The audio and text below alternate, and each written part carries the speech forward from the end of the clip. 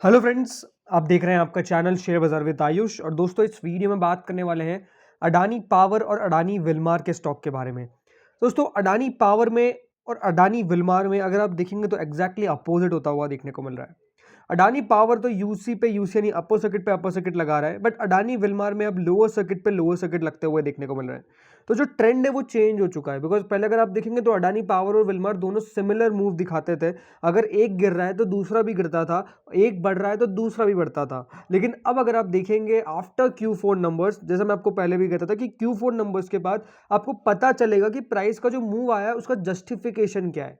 And Wilmar में अगर आप देखेंगे तो नंबर्स इतने फ्रंट साइड पे पॉजिटिव साइड आपको आते हुए नहीं देखने को मिले। पॉजिटिव इन द सेंस कि देखिए कंपनी का जो बिजनेस है वो तो अनडाउटेडली बड़ा है, लेकिन जो प्रॉफिट है उसमें आपको कमी आती हुई देखने को मिली।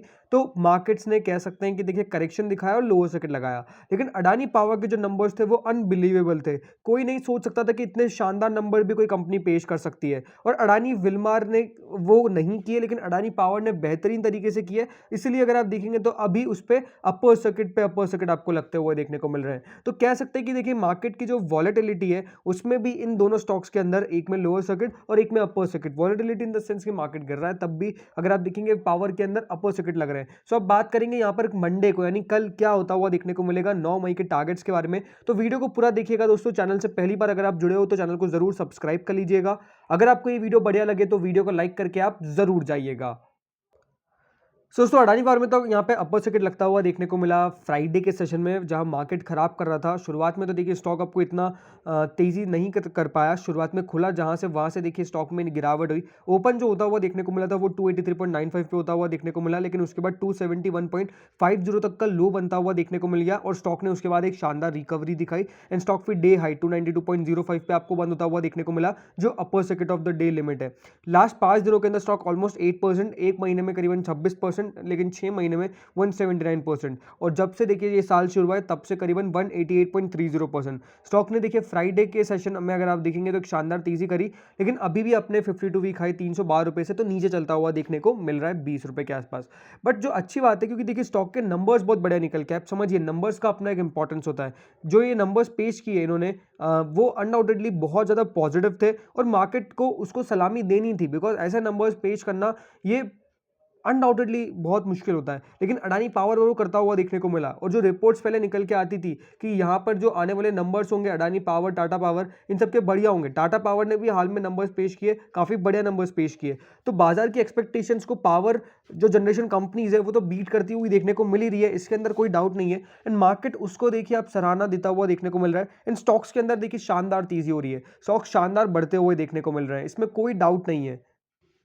अब बात करते हैं दोस्तों एक खबर के ऊपर जो पावर इंडस्ट्री से रिलेटेड है, कोल से रिलेटेड है। तो देखिए, explain government invoked section 11 of the electricity act. What is the act and what can it do for the imported coal based power generation. So सरकार ने दोस्तों यहाँ पे किया क्या है, section 11 of the electricity act को इन्वोक्ड कर दिया है। इसका मतलब क्या है, जो करीबन 7600 megawatt of imported coal based plants थे जो रन नहीं कर रहे थे, उनका जो लॉस है वो फ्रेंड्स करंट लेवल्स की कोल प्राइसेस में डाल दिया जाएगा। ये अपने आप में देखिए सरकार की तरफ से जो फैसला लिया गया है वो अजीब सा फैसला है, क्योंकि लास्ट कुछ समय के अंदर जो डिमांड है पावर की, इसलिए देखिए नंबर्स बढ़ा रहे हैं, वो 20% बढ़ चुकी है। ये पावर इंडस्ट्री के लिए बहुत बढ़िया खबर थी, क्योंकि एनर्जी टर्म्स में जो प्राइसेस थी वो क्यों बढ़ रही थी, बिकॉज डिमांड बहुत बढ़ती हुई देखने को मिली, 20% तक डिमांड बढ़ गई। और इसके कारण दोस्तों यहाँ पे जो कोल कंपनीज थी वो भी दिक्कत में आ रही थी। क्यों? बिकॉज कोल का पहली बात तो देखिए इतना ज़्यादा कंजम्पशन हो रहा था पावर जनरेशन के अंदर कि कोल की जो देखिए यहाँ पे कह सकते हैं खपत है वो जो हो रही थी वो बिल्कुल रेट्स को वो वेरीफाई नहीं करवाई थी। वेरीफाई इन द सेंस कि देखिए जितना चाहिए उतना तो है ही नहीं आपके पास। उसके कारण कह सकते हैं कि देखिए यहाँ पे लगातार कोल पावर प्लांट्स के अंदर आपको देखने को मिलेगा दिक्कत आने लगी। काफ़ी प्लांट्स खत्म हो गए, काफ़ी प्लांट्स बंद हो गए, खत्म इन द सेंस बंद हो गए, और ये दिक्कत आपको देखने को मिली। अब सरकार ने किया क्या है, सरकार ने देखिए यहाँ पे सेक्शन 11 को इन्वोक कर दिया है। अब चेंजेस क्या होते हुए देखने को मिलेंगे ये समझिए। अब यहाँ पे क्या क्या होगा, सबसे पहली बात तो सेक्शन 11 क्या है। सेक्शन 11 ये है कि कुछ एक्स्ट्रा ऑर्डिनरी सर्कमस्टेंसेज में अगर कुछ दिक्कतें आ जाती है तो गवर्नमेंट के पास ये पावर है कि जो पावर जनरेशन कंपनीज, गवर्नमेंट ये आस्क करेगी पावर जनरेशन कंपनीज को कि वो ऑपरेट करे और मेंटेन करे आउटपुट जो उनको डिसीजन दिए जाते हैं, डायरेक्शन दिए जाते हैं।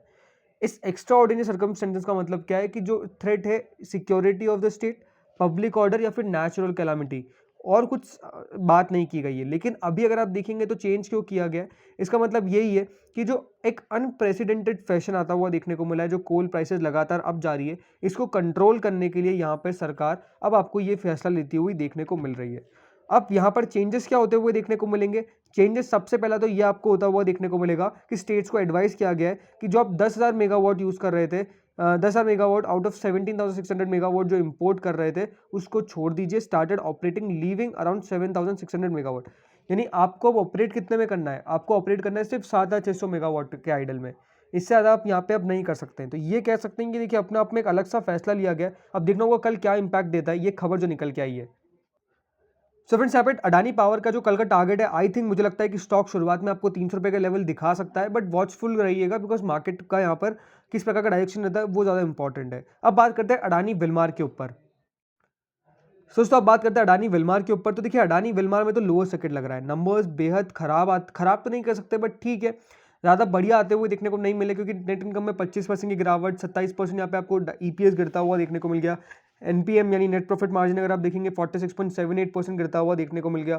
ऑपरेटिंग इनकम बढ़ती हुई देखने को मिली 19% से, और जो कंपनी का कॉस्ट ऑफ रेवेन्यू है वो बढ़ता हुआ देखने को मिला 42% से। लेकिन नंबर्स में साफ साफ दिक्कत यही थी कि जिस प्रकार से लगातार दोस्तों आपको देखने को मिलेगा, पहले जो खबरें निकल के आ रही थी कि यहाँ से पाम ऑयल बैन होता हुआ देखने को मिल रहा है, इस कंट्री ने इसको बैन कर दिया, तो वो इन कंपनीज के लिए बढ़िया था। लेकिन अब अगर आप देखेंगे तो सिचुएशन फिर से नॉर्मल होती हुई देखने को मिल रही है। एंड अगर दोस्तों सिचुएशन नॉर्मल हो रही है तो याद रखिएगा उसका जो इफेक्ट है वो तो पड़ता हुआ देखने को मिलेगा इन कंपनीज पे। यानी जो बहुत ज़्यादा प्राइसेस बढ़ते हुए देखने को मिले थे उसको भी सरकार कम करने की कोशिश करेगी। दूसरी बात यही कि देखिए जिस प्रकार से स्टॉक्स बढ़ रहे थे, जस्ट बिकॉज रीजन क्या था कि प्राइसेस लगातार शूटअप कर रहे थे, तो वो उसमें चेंज आता हुआ देखने को मिलेगा। इसीलिए अगर आप देखेंगे 878 रुपये से 646 रुपये, यानी स्टॉक ऑलमोस्ट आपको गिरता हुआ देखने को जो मिल चुका है वो 200 पॉइंट से ज़्यादा का है।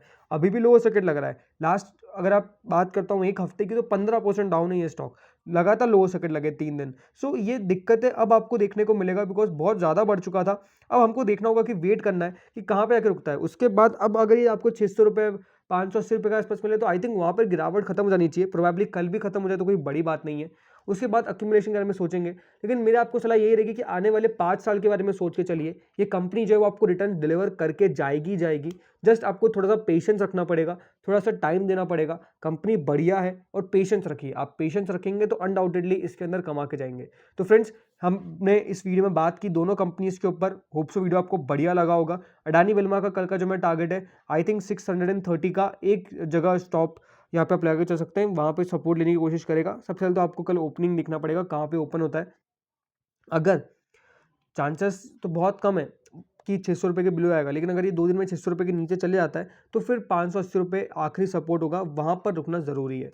तो फ्रेंड्स, इस वीडियो में इतना ही था। Thank you friends for watching this video.